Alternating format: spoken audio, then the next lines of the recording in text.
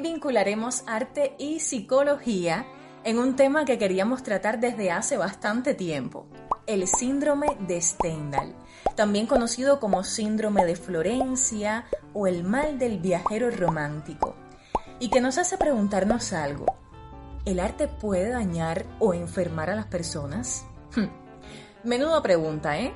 Pero yo estoy tranquila, lo confieso, porque para responderla estaré muy bien acompañada.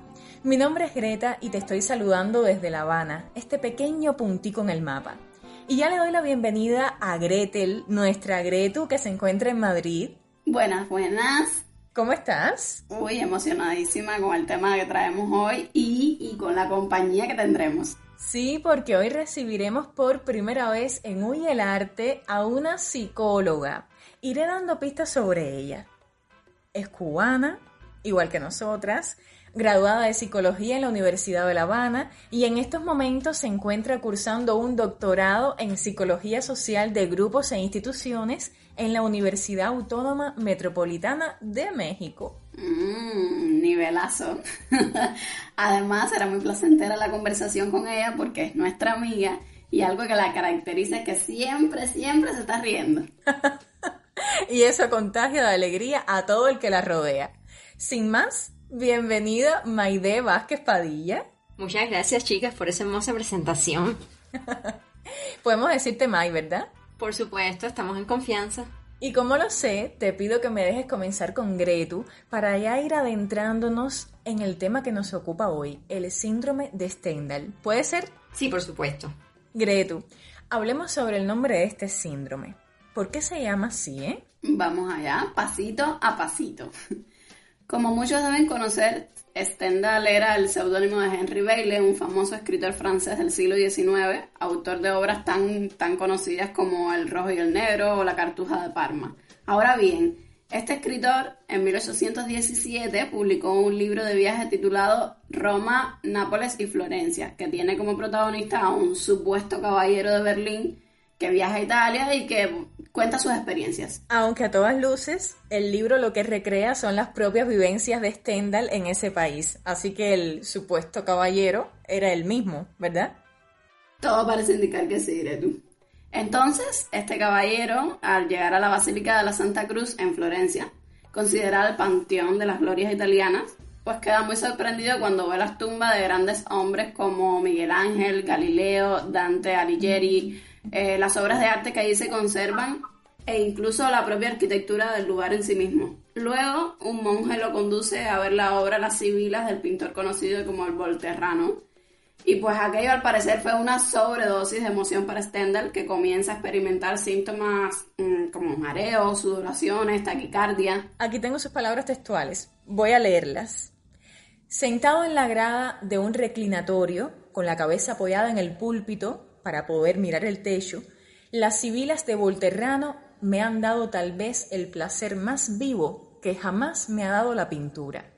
Había llegado a ese punto de emoción donde se encuentran las sensaciones celestiales que dan las bellas artes y los sentimientos apasionados. Saliendo de la Santa Cruz tenía fuertes latidos de corazón, la vida se me había desvanecido, caminaba con temor de caer.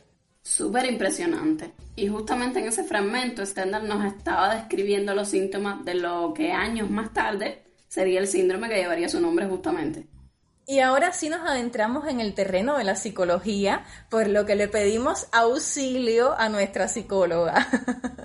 May, ¿cuándo comenzaron a tomarse en serio estos síntomas descritos por Stendhal en su libro?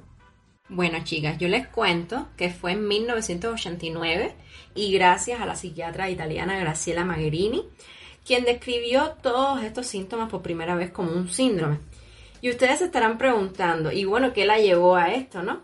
Y resulta que la doctora Magherini llevaba ya años trabajando con pacientes, o sea, logró trabajar con un total de 106 personas, que después de varias visitas a Florencia, a sus museos, galerías, o sea, la mayoría ya habían experimentado síntomas como mareos, dolores en el pecho, palpitaciones, sudoración, incluso síntomas más bien psiquiátricos como alucinaciones, desorientación, la despersonalización, que es esta sensación de sentirnos, o sea, fuera de nuestra mente, ¿no? Y nuestro cuerpo, y también un profundo agotamiento, tanto a nivel físico como también mental. Incluso algunas de estas víctimas de los casos más agudos intentaron dañar o destruir las obras de arte que le estaban provocando este malestar.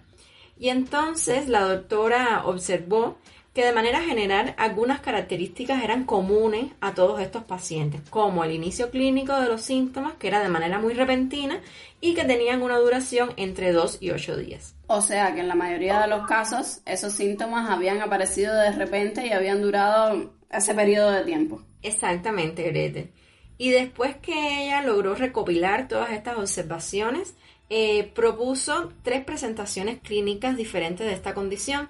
En primer lugar están los síntomas neuropsiquiátricos, que son todos estos delirios, las alucinaciones. Después agrupó los trastornos del estado del ánimo, que aquí estaríamos hablando de las alteraciones más bien emocionales, la depresión, incluso los ataques de pánico. Y por último, todas estas quejas más bien a nivel del cuerpo, o sea, físico, que eran cardiovasculares, que se podían asemejar como a un infarto agudo de miocardio o a un dolor abdominal muy fuerte. Serio el asunto, en verdad. ¿Y cuáles crees que sean las causas, May, de que esto le suceda a algunas personas? Bueno, la causa como tal del síndrome ha sido considerada en general como un producto de la experiencia que tiene el sujeto cuando se encuentra ante una ciudad o construcciones que le permiten a él como contemplar obras de arte que son muy maravillosas, o la grandeza, ¿no? del pasado y su perspectiva histórica, o sea, todo el trasfondo histórico que pueden tener estas obras o lugares. Se caracteriza por ser un trastorno más bien psicosomático, que como su nombre indica, es la representación física, o sea, a nivel del cuerpo, que se manifiesta a partir de un estado psicológico. O sea que todos estos síntomas que has descrito al parecer son producto del deslumbramiento que pueden experimentar algunas personas cuando se encuentran ante determinadas obras de arte. Así es, Gretel. Y ahorita les estaba mencionando como 3 presentaciones clínicas diferentes que pueden tener este síndrome, pero ahí no terminan, porque la doctora Magherini propuso una 4ª variación clínica de la condición. Una que es como muy específica y está relacionada más bien con el David de Miguel Ángel, esta famosa escultura que ustedes han trabajado en otros episodios, que está ubicada en la galería de la Academia de Florencia. Pues resulta que David dio lugar a sentimientos profundos como de placer sexual y curiosamente causó la envidia profunda debido a esta representación que tiene, ¿no?, de la perfección del cuerpo humano. Y estos sentimientos mixtos de alguna manera desconcertaron a muchos turistas y causaron incluso disfunciones sexuales graves. Por tanto, la doctora se refiere al fenómeno como el síndrome de David. Entonces, dentro del propio síndrome de Stendhal, encontramos el síndrome de David, algo que no es de extrañar, ¿no? Porque esta es una de las obras más paradigmáticas dentro del arte universal y es sumamente admirada por muchísimas personas. Y es que en Florencia hay mucho que admirar, porque es una ciudad que es puro arte, no por gusto es la cuna del Renacimiento. Pero yo tengo entendido que estos síntomas también lo han experimentado personas en otros lugares del mundo. ¿Es así, May? Bueno, fíjense si es así, que también se habla de un síndrome de París, que fue descrito en 1986 por el psiquiatra japonés Hiroaki Ota. Él observó que varias personas después de visitar París también presentaron los síntomas que estamos comentando, por ejemplo, mareos, taquicardia, palpitaciones cardíacas, dificultad para respirar y también estos síntomas psiquiátricos que podían ser desde las alucinaciones, tanto visuales como auditivas, hasta delirios paranoides persecutorios, o sea, esa idea que tiene el sujeto de que lo están persiguiendo, incluso de que la obra de arte la podría estar mirando, ¿no? O con esta alucinación de estarlo persiguiendo. Y también los trastornos de despersonalización que les estuve comentando. Entonces, según los hallazgos de este doctor Ota, esta presentación clínica podría haber sido causada por el impacto significativo que experimenta el viajero cuando se enfrenta a una cultura y a un estilo de vida que de alguna manera es muy diferente al suyo propio. Y otras ciudades también y lugares emblemáticos, incluyendo Venecia, Roma, Estambul, también han sido vinculadas a estos síndromes estéticos por varios autores. Entonces creo que es algo significativo que el síndrome de Stendhal lo hayan padecido, sobre todo personas que se encuentran en esos lugares de visita, o sea, estamos hablando de turistas extranjeros. De hecho, algunos han llamado al síndrome el estrés del viajero. ¿Tú crees que se combinen otros factores psicológicos más allá de los que genera la propia contemplación del arte en sí mismo? Bueno, en particular este síndrome de Stendhal decimos que se genera porque se supera la capacidad que posee el ser humano para recibir tantos estímulos a la misma vez, ¿no? Es entonces cuando ocurre como una sobresaturación, en este caso estaríamos hablando de una gran impresión ante las bellezas artísticas, siendo este de alguna manera detonante del trastorno. Pero como ocurre en la mayoría de los padecimientos humanos, existen factores de riesgo para el síndrome de Stendhal, como pueden ser el nivel educativo de la persona, si vive sola o no, y la edad que presenta. Igualmente se ha planteado que las personas que son como particularmente sensibles a las emociones pueden ser de alguna manera más propensas a experimentar una intensa reacción emocional cuando están expuestas a obras de arte que pueden resultarles muy impactantes. También individuos que han experimentado previamente, por ejemplo, síntomas similares o que tienen una historia de reacciones intensas a estímulos emocionales pueden estar igualmente más propensos a experimentar todos estos síntomas. Igual, las personas que presentan altos niveles de estrés o ansiedad pueden ser más susceptibles a estos síntomas cuando se encuentran en entornos artísticos. Y por supuesto no podemos descartar la idea de que estas personas que tienen antecedentes de trastornos psiquiátricos o médicos pueden tener también una mayor probabilidad de experimentar este síndrome. May, ¿y crees que existen algunos factores ambientales que pueden en alguna medida afectar también al visitante? Bueno, está comprobado igualmente que varios factores externos pueden afectar al individuo y predisponerlo a estas desagradables sensaciones como pueden ser el cansancio, la deshidratación, el hambre y la temperatura. También podemos suponer que el final de un viaje a una ciudad de vasto patrimonio cultural produce un profundo sentimiento de tristeza y de melancolía en el viajero, porque ahora en alguna medida se ve obligado a regresar a su ciudad de origen, que puede no compararse con las magníficas obras de arte de la ciudad que ha estado visitando. Y sin lugar a dudas, esta situación, el final del placer de vacacionar, puede producir el inicio de síntomas que pueden resultar como muy angustiantes. Es lógico, claro, May. Ahora, chicas, yo recuerdo, y Gretel no me dejará mentir, que cuando estudiábamos en la universidad, específicamente en una clase de historia del arte, la profesora nos contó que cuando estuvo por primera vez delante de la Mona Lisa había estallado en llanto. Y anécdotas como esa las hemos escuchado más de una vez. Y es que si has visto una obra durante tantos años en clases, en libros, en internet, es lógico que eso suceda el día en que logras verla con tus propios ojos, frente a frente. Pero si nos ponemos a reflexionar, una persona que no sea conocedora ni amante de la historia del arte, creo yo que es difícil que alcance un estado emocional de esa magnitud ante un cuadro de el mismísimo Da Vinci o Botticelli, por ejemplo. Sencillamente porque no conoce los valores añadidos que tiene esa pintura que está viendo, su historia, cuán novedosa fue en su momento, su autor, en definitiva. No conoce el aura de la obra de arte, como decía el filósofo Walter Benjamin. Por lo tanto, quizás me equivoque, pero pienso que el síndrome de Stendhal fundamentalmente pueden padecerlo personas que sean muy sensibles y que de alguna manera estén relacionadas con el mundo artístico y que tengan grandes expectativas al encontrarse frente a frente con la obra. ¿Qué crees tú al respecto, May? ¿Qué opinas? Bueno, Greta, yo creo que en este punto tenemos como algunas opiniones encontradas, ¿no? Porque una persona que no sea necesariamente conocedora del arte también puede experimentar estos síntomas que hemos estado hablando, o sea, el síndrome de Stendhal. Porque más bien este fenómeno no está necesariamente limitado a expertos o aficionados al arte, sino que puede afectar a cualquier individuo que se encuentre ante una obra de arte particularmente impactante, ya sea por su belleza, su complejidad o su intensidad emocional. Es decir, esta experiencia o toda esta sintomatología, decimos que no depende únicamente del conocimiento técnico o histórico que tenga el sujeto del arte, sino también, y yo creo que en gran medida, de la sensibilidad y la receptividad emocional del individuo. Es decir, algunas personas pueden verse abrumadas por la intensidad de una obra de arte sin necesariamente lograr entender todos los aspectos técnicos o contextuales de la obra. Por tanto, yo opino que aunque el síndrome de Stendhal a menudo es verdad que se asocia con estos entornos artísticos como museos, galerías, cualquier persona, independientemente de su nivel de conocimiento sobre el arte, podría verse realmente afectada por este fenómeno al encontrarse con una obra que le despierte una respuesta emocional intensa. Óigame, y usted me ha convencido con ese planteamiento. Y es cierto, May, es cierto, te entiendo. Es que una obra de arte debe ser capaz de decir mucho por sí misma, eso está claro, aún a una persona que no la conozca y que no tenga los más mínimos datos sobre ella. Gretu, ¿qué crees tú?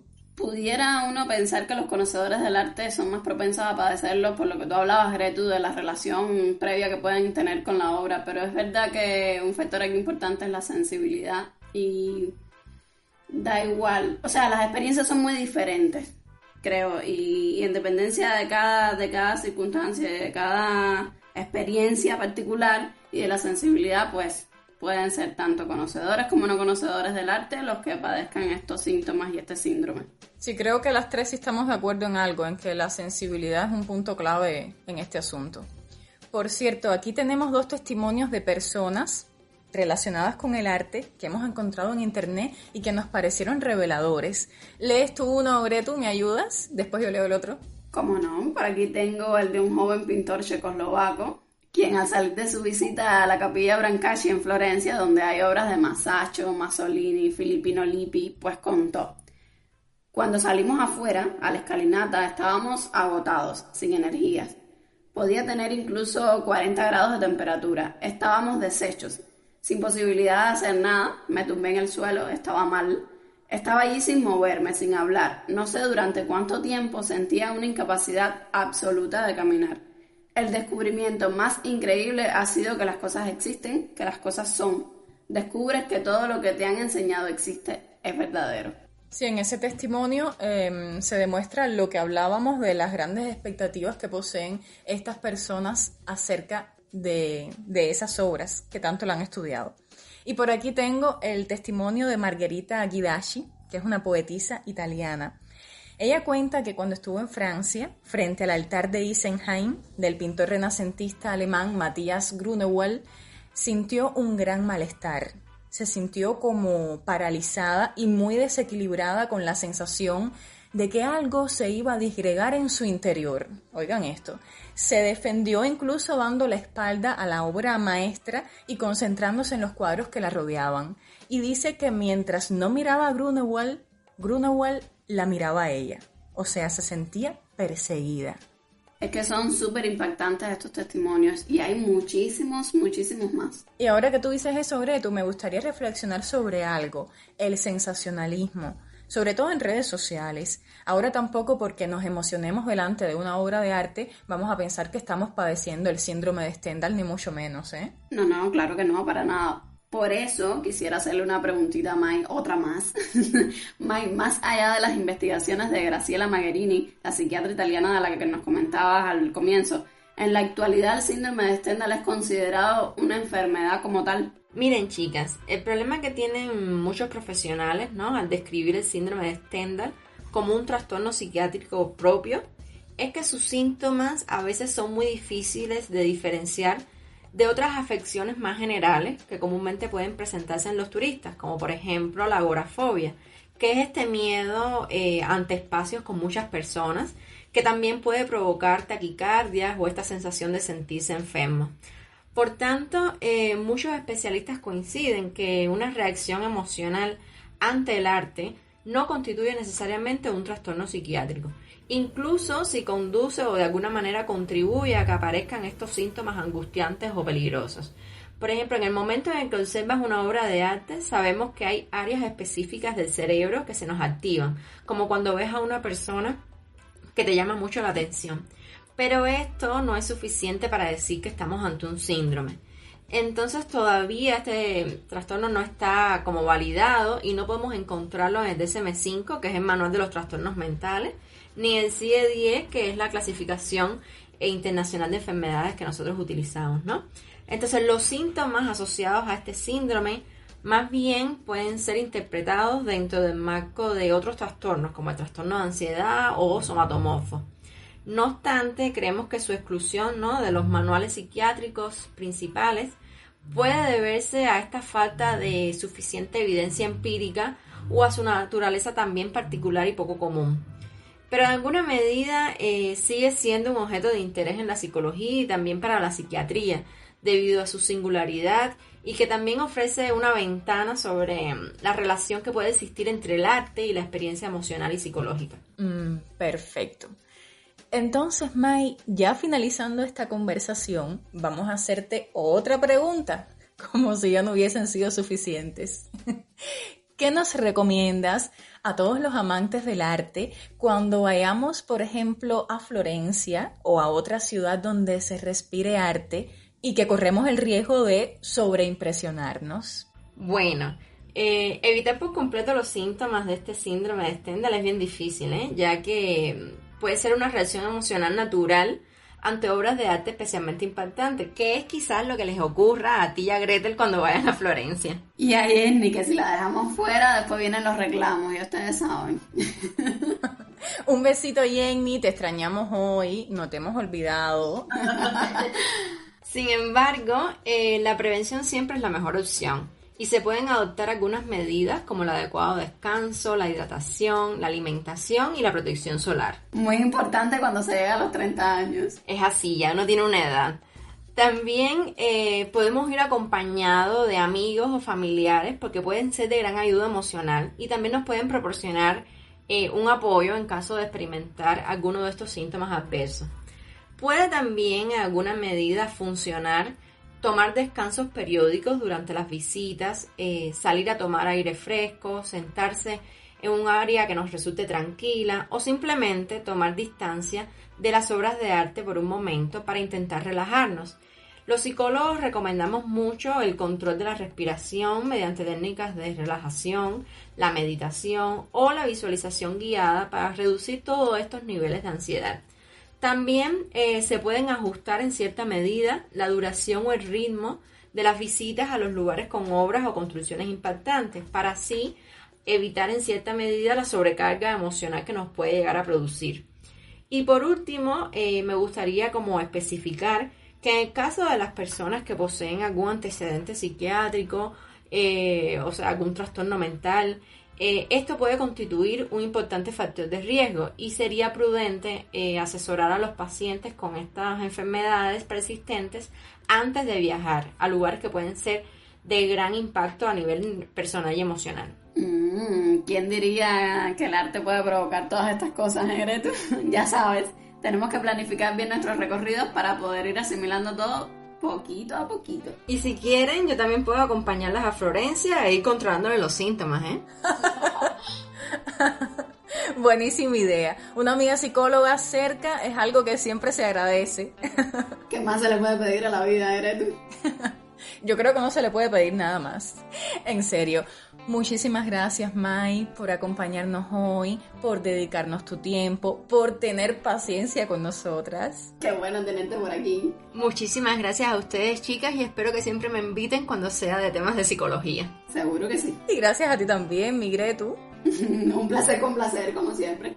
Y a ti que nos escuchas, pues también te agradecemos por quedarte hasta el final de este episodio. Recuerda que pronto estaremos de vuelta, porque el arte y la pasión por él son idiomas universales que a todos nos unen. Chao.